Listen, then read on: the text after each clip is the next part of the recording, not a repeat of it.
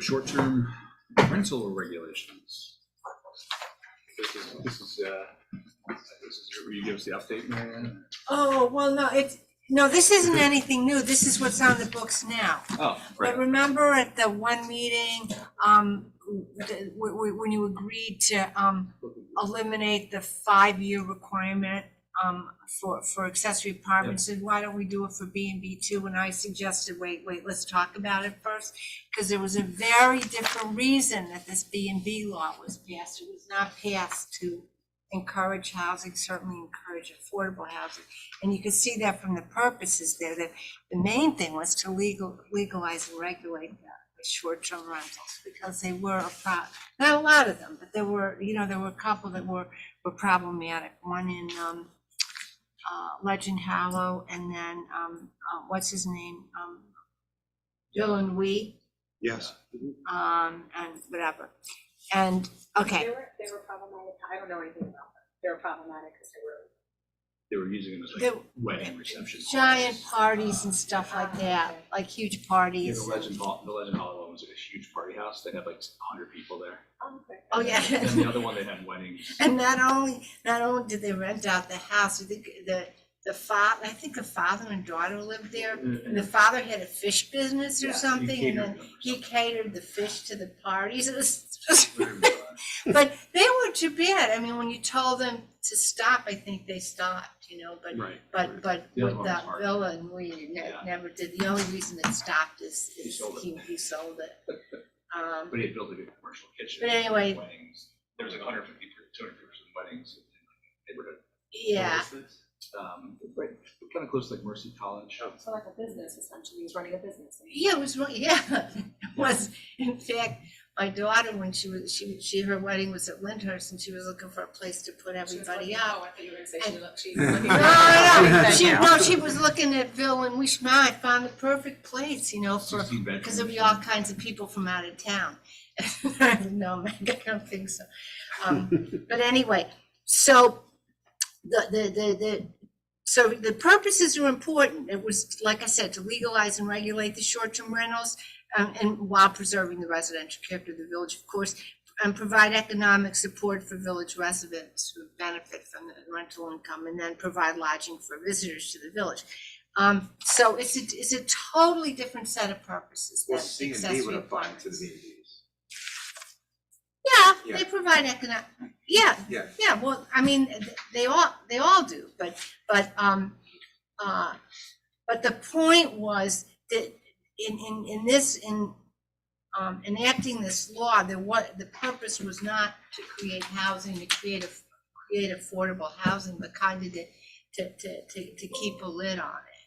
And and the reason you would have this 5-year requirement is you wouldn't want somebody to be able to go and add a room or a little wing on their house to make a few extra bucks as a B&B. And that's the point. Now, and that was originally the point of putting the 5, because you probably don't know, but I was Hastings' attorney for 30 years before her. And I was the one who had written the law for Hastings. And the reason they had the 5-year requirement there was so you wouldn't build an accessory apartment. But it was a different time, and different thinking. Was before people were thinking about, I mean, they thought about affordable housing, but people didn't really think about accessory apartments as affordable housing. So anyway, so that's why that requirement was there. I think it makes sense to have eliminated it from the accessory apartment law. But I mean, obviously it's your choice. But the thing is, think about that. Would you want somebody to be able to put a couple extra rooms on their house to be able to rent out as as Airbnb? Well, I don't think, but wasn't the proposal just to make it so that you can now make your house Airbnb, but the requirement was you have to have owned it for 5 years. That part, not own the house, but the part of the house in which it's going to be located has to be. Right, but the point is that, and what Charlotte was making the argument is that all the other things protect there being the kind of B&B block, like I talked about, I read about in the paper, where there was a block where like 6 of the 8 houses became Airbnbs, and the 2 remaining houses were in hell, being surrounded by the parties and things Yeah. like that. So the point was, and what at that meeting, what I recall was that the housing committee was gonna weigh in on whether, because they only weighed in on the Yeah. accessory apartment, right? So that would. Yeah, be did the- they ever weigh in? No, I don't think they were prepared to weigh in. I think No, they this needed is, to look at the No, problem. they said they this is were- the they were- initial discussion that you're even having. No, I didn't think Yeah, they had no, it but by I- no, I today. said- mean, yeah. At some point, they would Yes, weigh in. Yeah, yes, they they would did weigh say in. they would want, So you yes. you might want to wait to hear from, I mean, the truth is, it does, if anything, Airbnb really interferes with affordable housing. That's why they've eliminated in the city. My daughter lives in a building in Brooklyn that's three-part. She rents one floor, and the top floor used to be a rental unit. Now the owner decided to make it Airbnb.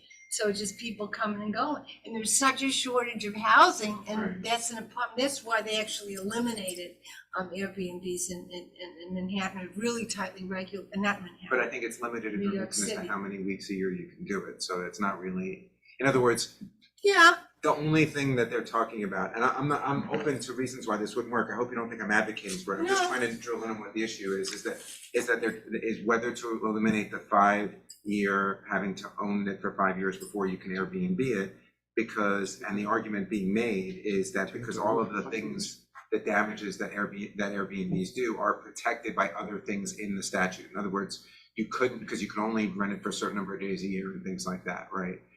It's not only for 5 years. It's not only for 5 It's years, that right. you- no, it has to have been in existence for 5 In- years. Yeah, so you can't put on like. So an what you addition. can't do is either build your house with room for an Airbnb or add on to your house to create an Airbnb. Okay, I guess her point was because she's Because putting, that would be and again, that I'm not, portion. I don't want anyone to think I'm advocating for her position, I'm not, I'm just trying to figure out what the issue is that we're looking at, because her idea was, I think, because she did construction on her house and she's not allowed to use it as Airbnb. Well, because it was just built, so, like, you know, within recent years. Right, so, okay. Yeah, I mean, I guess having read Charlotte's letter also, but just thinking that sometimes we just need to look at that regulation and see if it's doing what it's intended to do, so that if you're saying, you know, you couldn't have fixed your house for 5 years, that's kind of hard because people do construction for many reasons.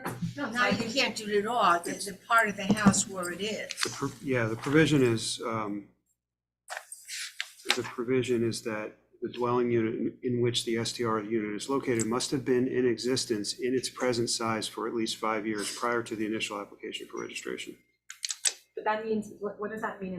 Does that mean No addition, no addition to the house, for that? no purpose? change in Right. the, Right, so I guess my concern there is that I understand precluding people from building things to have, or changing to build like a place to have an Airbnb. But what I don't want to inadvertently catch is normal renovations, or you've renovated your house and now you're precluded, so I think we need to give some thought on how to, not catch both of those things, because I don't necessarily know that if someone has done construction, the rule should be, well, if you've done construction on your house, you have to wait 5 years, even if you were doing construction anyway, or I don't know that you want to catch that. Like, for example, if you have a three-bedroom house and you have 2 kids and you're gonna have a third kid, so we should have an add-on another room, so you add on another room, and then the family is gonna go to visit relatives for a month over Christmas.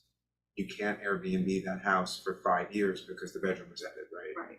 And I think that's what the argument was. And again, I'm going to say it over and over again so no one misunderstands what I'm saying. I'm not saying that I'm not advocating for it, but I want to know what it is, the risk of doing that. In other words, what's the counter argument to that? Well, whether I you mean, have one other way, I don't protections. know if this would fix it, if you said that portion of the dwelling unit in which the short-term rental unit is located must have been in existence. But what is the 5 years protected be in the whole the house. Airbnb law? I understand in the Airbnb, what is the 5 years protecting? It's protecting people from building out their house specifically to make it Airbnb, but even if they do that, it can only be an Airbnb for however many weeks a year allowed under the code, right? Correct. So We no only one, have 50 maximum rentals registered at one time in the village, right? yeah, yes. Well, it can be rented out 180 days a year, about half the year. okay. So it's significant enough. I just wonder, like, if we're that conservative on it, if someone puts on an extra room, do we care? You know, like, even if they did it purposefully, so we can rent it out. Yeah. Like, so does someone really care about Well, it? 5 years is a long time. Your kids go away to college or something and you have extra space. And Yeah, I'm that's just, my concern, that's my concern. My concern is that we're Especially trying, for something we don't care about. exactly, we're sort of like preventing something that's not happening also. if there's gonna be a limit on what a homeowner can do with his or her home, I feel like it has to be supporting some kind of important interest, right? So like Mark explained, that coverage is so important because of like water runoff and things like that. So that's not just an arbitrary thing, that's to protect the environmental and water of the village. But so I was just trying to drill down and see what exactly the 5-year wait for Airbnbs is protecting. And that's just what I'm trying to figure out. That's just what I said. Just like, purposeful. The one key thing that just for context, when this was put together, the fact that the very first provision here, which is the dwelling unit in which the STR unit is located shall remain a single dwelling unit with housekeeping facilities in common and may be rented to not more than one family. And when we did that, that was one of the things that kind of made this less scary, in the sense that, you know, you thought you were changing neighborhoods from single family neighborhoods to something other than single family. Like when you have a very big house and you rent it out to 3 or 4 families who all come together for the holidays, right? Like that happens all the time on a place like the Outer Banks, but we didn't want that here. So the fact is that you're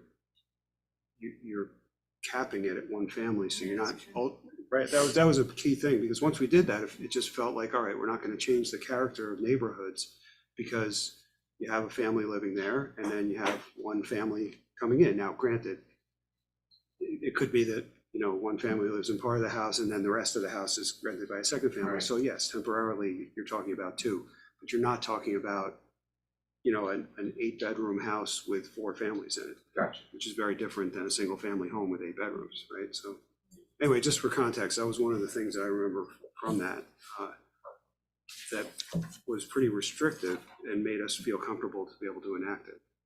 Maybe we should wait and see what the housing committee has to say about it. Not that I'll be here. You keep That's reminding us of that. Mine's like anything past November 20th.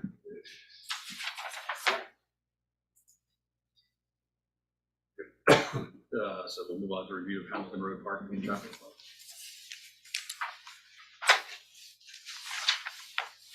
When I read this stuff, Larry, you were at the meeting, so the conclusion to eliminate 2 spots at the head of Hamilton, that was the compromise that was reached by both sides, or that was what the chief took away as the best thing and one side or the other isn't happy with?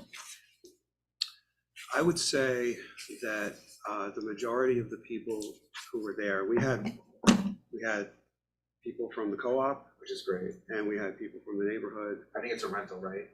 Yes, Yeah, I'm sorry, you're right. No, no, Yes. it's just important. From the garden departments, and of course, you know, staff and police and all. And there was general agreement that removing a portion of the parking spaces would be a good idea, for the reasons that I can explain, you know, in some pictures right now. There was still some discontent with it by some of the neighbors, and I won't say all of them, but some, who basically said, either you eliminate all the parking spaces or we're not going to be happy. That's essentially the feedback that we got. It doesn't mean that they're all, you know, that they all were not in favor of this, but so it was a compromise. I thought we were there, but then kind of at the end, it was like, well, it's still going to be a problem for us. And how did the apartment feel about losing the few spots at the top? I think they felt that 3 wasn't an issue, but that more than that was going to directly affect their residents, because they don't have the parking on site. So they're all bigger apartments, so they all tend to have, a lot of them have more than 2 drivers. Right. Yeah. So, so yeah, is this going to make everyone happy? No, probably not. But I would say the majority, you know. Looking at a compromise, you know, what do they say? The best compromise is Yeah. nobody's happy, so. Yeah, so So let me just, I'll just show you in pictures a little bit about what this is gonna look like. So, let me just,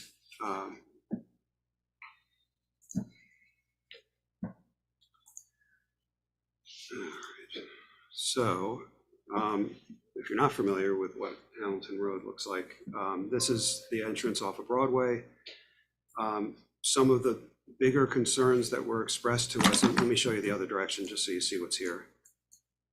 So you have essentially, I won't call this a one-way road, but it's a pretty tight, if there's two cars coming, one's probably got to wait for the other. It's probably not all that different than South Buckout Street, actually. And one of the concerns that resonated with people that were there, myself, staff, and police department, was that there was, at times there was queuing here at the end of the road to turn out onto Broadway, and cars would turn in off of Broadway and there'd be conflicts, And part of the reason, which we believe is correct, is that people who are driving here are naturally down the center of the road at this point. If they're going in the direction of this arrow, they're down the center of the road, and at the very end, they need to cut over and move over into this lane. But there's no visual cues on the road. People would tend to just drift over there, and if a car happened to come around the turn from heading north on Broadway, turning right onto Hamilton, there'd be a car right there, and that's where the conflicts were happening. So our feeling was to take the first three spaces, as described by the chief, take the first three spaces out of service, move the triangle area back up to the end of the parking spaces, and that would leave basically two full width lanes for the final roughly 100 feet of Hamilton Road. We can actually paint the yellow line down the center so that there are the proper cues for people to move over in time, and it wouldn't be as close. What I can do is show you, and this was never intended to be a Picasso, but to give you an aerial, this is obviously, you can see where the spaces are currently. We would move, this blue line is where the end of the space would be, and the triangle represents the hatched out triangle that's over here, and then the center line would be, again, not the full 100 feet, of course, you can't go all the way back to here. So cars are not allowed to drive on that triangle area?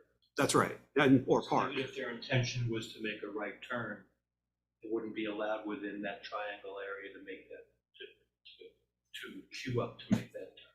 Correct. It looks like one or two cars can fit in front of the triangle currently. It's not a lot, right? Yeah. Yeah. And then there's a third, actually, this is the size of a space right here. Right.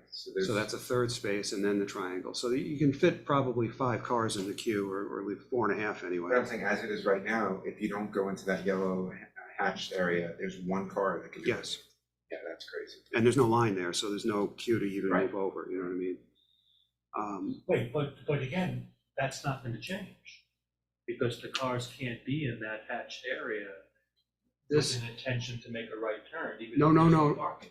I'm sorry, this from the stop bar all the way up to this triangle right here would be an unmarked lane. Oh, okay, I thought it was all going to be yellow hatched. No, I'm sorry, I explained it incorrectly. So, Okay. so It this, just has to be made clear that there's no parking there, and yes, of course, yep. And this triangle would be a yellow hatched off triangle. That's the transition from parking spaces to a travel lane. Is there 2-lane road going to 1-lane road?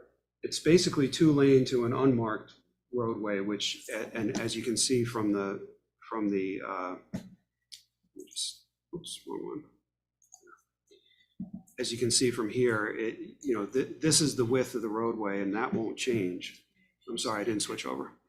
Sorry. Should be good at this, right? All right.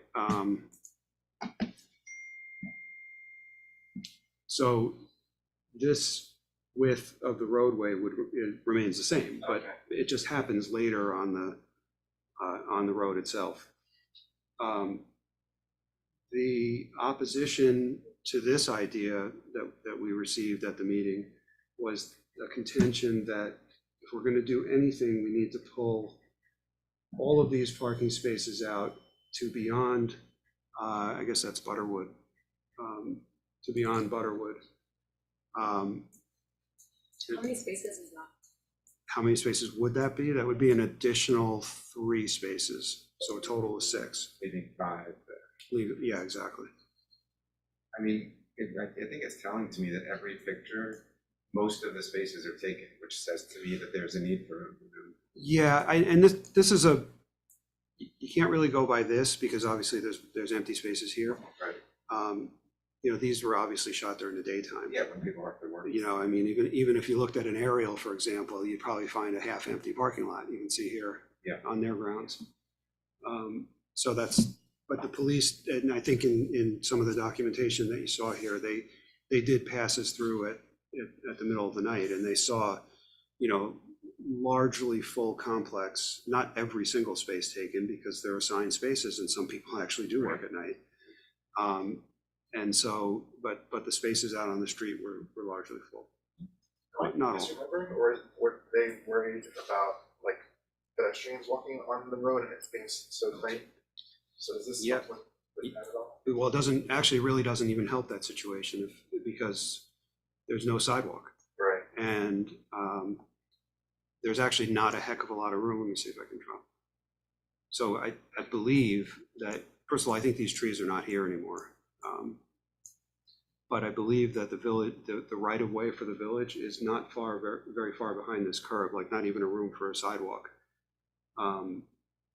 So you know, we don't have a solution to that on a road like this. Right. So I'm just curious. Like, Yeah. we couldn't even, could we get rid of all parking spaces and put sidewalk there, or we can't touch the road in that way? Sorry, where? Like in these parking spaces, could those all be sidewalk, or are we not allowed to touch the roads? You can take whatever spaces out of service that you want, but our concern is that you're shortchanging people who live Oh in the yeah, no, I multifamily. was just curious. But yes, you can take parking spaces out. You can use whatever real estate you have to build a sidewalk if you want to. That you'd probably have to, because of the property lines, you probably have to edge into the roadway a bit, so you'd actually be constricting the roadway a bit. But you'd have to take spaces out for that.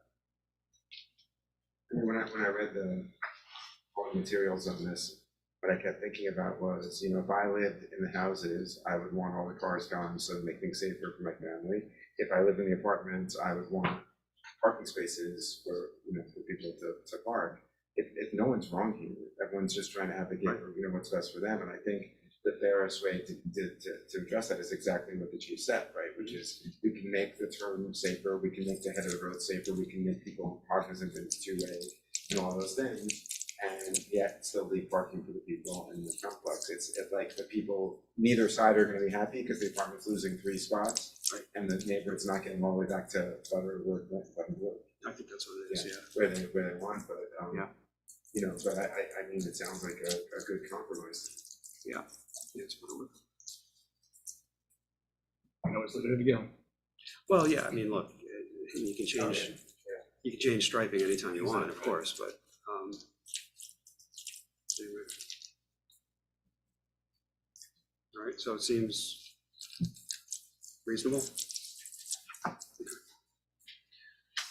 All right, I don't know, I mean, we'll have to get some striping down, but I'm not sure how quickly that'll happen, but we'll get It there. just seems like to me the biggest danger is someone turning off Broadway and there's no room for them. That was, And to me, even pedestrian wise, like that's probably the most dangerous area because you have someone quickly turning off there, so if you can widen that and help the visuals, it probably helps. all Right, around, so. right. And that definitely came out in our meeting, that was an important consideration, which is exactly where that recommendation came from, because it addresses it head on. And, you know, and only takes out 3 spaces, so you're not, you know, it's a balancing act. I mean, I don't know what the right number is, by the way, like, we can't, it's not a scientific number, but our feeling is that 3 can still work for the apartments, and 3 will definitely help with safety issues. And the chief wasn't guessing, he went out and measured this, so it's Yeah. like, it's not, you know, Yeah. he made his best judgment based on the data, Mhm. which is what we can have. Yeah, and again, while we're not waiting for an accident to happen at this intersection, I also find it interesting that in 20 years, there hasn't been a single accident except for a car backing out of the driveway and hitting a pole. Not quite the same. I can't do anything about that. Obviously not. But again, I'm not, right, well, maybe we should take that pole down. No, but again, people's perception of danger and then our ability to measure that danger don't always line up. We have to do what we think is right based on what we see and what we hear. And I think there doesn't have to be an accident for it to be an uncomfortable situation on a regular basis, pulling in and out. I know getting in and out of my complex, if you try and pull into Broadway, there is a line, but still it's so narrow and there's a big, like one of those big brick cement wall things, so it's a tough angle to turn off, and you're always having to back and maneuver and negotiate. So I know it's not a pleasant thing if you could avoid it. We don't have that option. I'd love to be able to have an option like that to make ours go, but they do. So Sounds like a plan. Try it. Okay. And I know it's not on the agenda, but I know that I just sent you an email in the last hour or so relating to the South Astor Street drop-off. So when you have a chance to take a look at that, if you have any questions about it, let me know. But we'll work on getting the word out about when construction was planning to start and all that. Was there, I remember like the original conceptual design had like some kind of like almost artistic element for like the big square. Yeah. Is that something that's like completely dead, or like this is something we'll consider later on? So here's the balancing act on that. Yes, the design, if you go back to the old streetscapes design, did have a much more decorative intersection to make it more of like a gateway into the village. The problem is we have limited funds. We have, less than $400,000 now. And we are really trying to make some headway on a sidewalk at the southern end near the Red Barn and across from DPW, and try to really create that sidewalk connection from the train station area up to South Buckout Street. And we could spend all of our money at the bottom of South Astor Street and not do any of that, or we can, so there's not going to be so much on the decorative side, which is not to say you can't change that in the future. And it doesn't have to be cost that much, so you can almost do it over time. Yeah, especially if you do, as opposed to the brickwork that we've done on some of the crossings, if you did more of a stamped asphalt approach, which is just a cheaper way to do it. But what we're doing is not going to prevent any of that. We're just going to put paint down instead for crosswalks. Is that the sidewalk project part of the same time frame, or is that happening later? I think it depends on the weather. And we think that down at the bottom of the hill is about a 3-week process, and then they could shift to work on the sidewalk, depending on how much money we have left. But by then you're getting into mid to late December. You're probably not doing much around the holidays, so now you're into January. I don't know if we can do construction then or not. Likely not, because of pouring concrete and all that. So the sidewalks will be in spring. Probably, yeah. How's Just guessing. I haven't been out there this week. How are the curbs on Site Side gone? They're going. There's a giant, what are those called? The orange and white, like fence things that encroached into the lane. Yeah, because there's a big gap. But it was already a tight pass at that point. Right. So every time I go down Sunnyside, I yell at myself, I'm not supposed to be going down Sunnyside. Like I forget that it's there, because I would avoid it otherwise. Right. Yeah. Yeah, it's tight. It's going slowly, but everything on that road goes slowly, except maybe the people who drive. But it's such a tight area to work. I mean, if you're working on a curve, you're in the lane. Yeah. There's no margin for error. Yeah. So it's going slowly. So they probably have a good solid month out there, is what I would guess. Anything else? I guess I'll make a motion to adjourn to executive session regarding personnel matter, if I can have a second. All in favor? I thought we should make a motion to make Larry a VAR judge, because he had the picture up with the lines and everything. Since they're so bad,